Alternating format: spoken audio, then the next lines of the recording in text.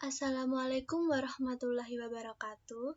Saya Nida Aulia Miftah dari PL3B akan menjelaskan tentang sanitary landfill. Berikutnya, saya akan menjelaskan tentang apa sih sanitary landfill itu. Yang pertama, yaitu landfill adalah teknik pembuangan sampah atau limbah padat dalam tanah. Lalu apa sih sanitary landfill? Yaitu teknik pembuangan sampah atau limbah padat kota dalam tanah yang direncanakan dan dioperasi dengan mempertimbangkan dampak lingkungan dan gangguan kesehatan masyarakat. Dari slide sebelumnya, saya sudah menjelaskan tentang definisi dari sanitary landfill. Lalu selanjutnya ada tujuan dari sanitary landfill itu sendiri, yaitu agar air sampah atau yang biasa disebut dengan air lindi tidak merembes ke bawah tanah yang dapat mencemari tanah. Berikutnya ada apa sih kegiatan dari sanitary landfill itu? Yang pertama yaitu monitoring terhadap kualitas limbah yang harus ditimbun. Lalu yang kedua ada penempatan dan pemadatan sampah. Lalu yang ketiga, penutupan sampah dengan tanah penutup harian. Yang terakhir yaitu instalasi fasilitas dengan pemantau dan pengontrol kualifikasi lingkungan, air, tanah, pembentukan gas metan. Lalu ada bagian-bagian TPA yang bersistem sanitary landfill, yaitu ada 5. Yang pertama, lining system, bagian terbawah yang bersentuhan dengan tanah.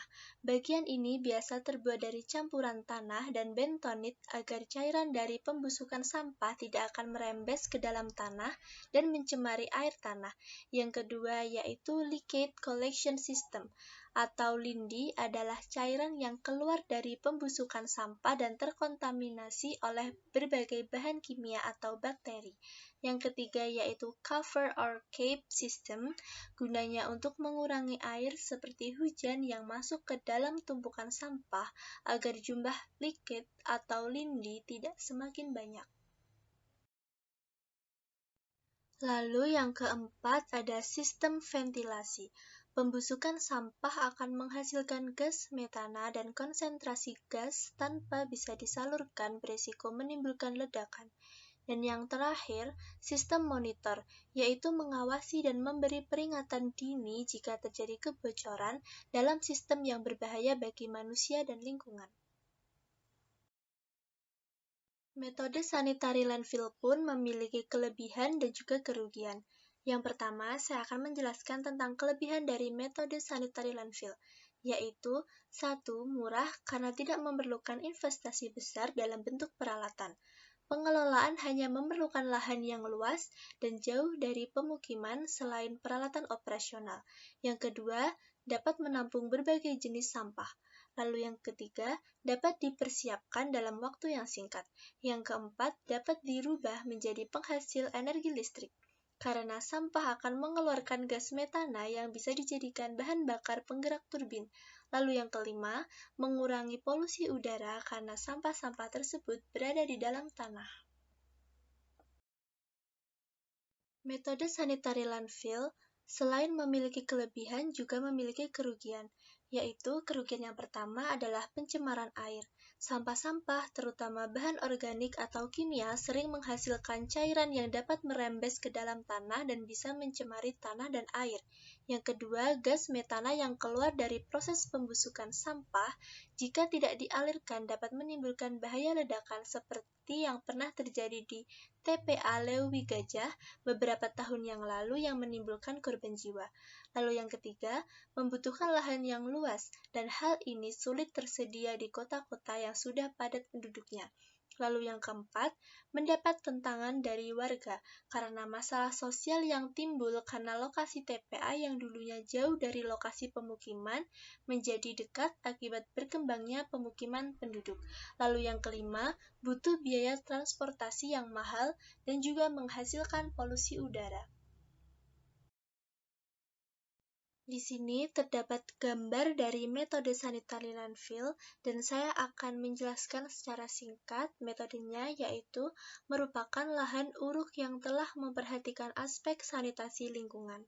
Sampah diletakkan pada lokasi cekung, kemudian sampah dihamparkan hingga lalu dipadatkan untuk kemudian dilapisi dengan tanah penutup harian setiap hari akhir operasi dan dipadatkan kembali setebal 10% hingga 15% dari ketebalan lapisan sampah untuk mencegah berkembangnya vektor penyakit, penyebaran debu, dan sampah ringan yang dapat mencemari lingkungan sekitar. Lalu, pada bagian atas timbunan tanah penutup harian tersebut dapat dihamparkan lagi sampah yang kemudian ditimbun lagi dengan tanah penutup harian. Demikian seterusnya hingga terbentuk lapisan-lapisan sampah dan tanah. Bagian dasar konstruksi sanitary landfill dibuat lapisan kedap air yang dilengkapi dengan pipa pengumpul dan penyalur air lindi yang terbentuk dari proses penguraian sampah organik. Terdapat juga saluran penyalur gas untuk mengolah gas metan yang dihasilkan dari proses degradasi limbah organik.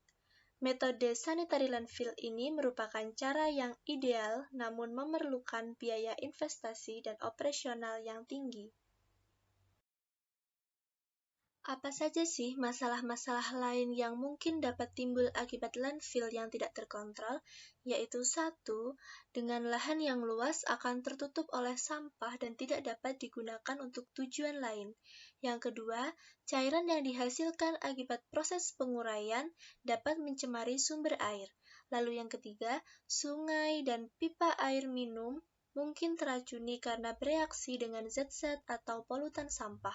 Yang keempat, penyumbatan badan air. Lalu, yang kelima merupakan tempat yang menarik bagi berbagai binatang, contohnya seperti tikus dan anjing liar. Lalu, merupakan sumber dan tempat perkembangbiakan organisme penyebar penyakit. Dan yang terakhir, gas yang dihasilkan dalam proses penguraian akan terperangkap di dalam tumpukan sampah dapat menimbulkan ledakan jika mencapai kadar dan tekanan tertentu. Sekian, terima kasih dari saya penjelasan tentang sanitary landfill, dan ada pesan dari saya, keep healthy and keep up the spirit. Wassalamualaikum warahmatullahi wabarakatuh.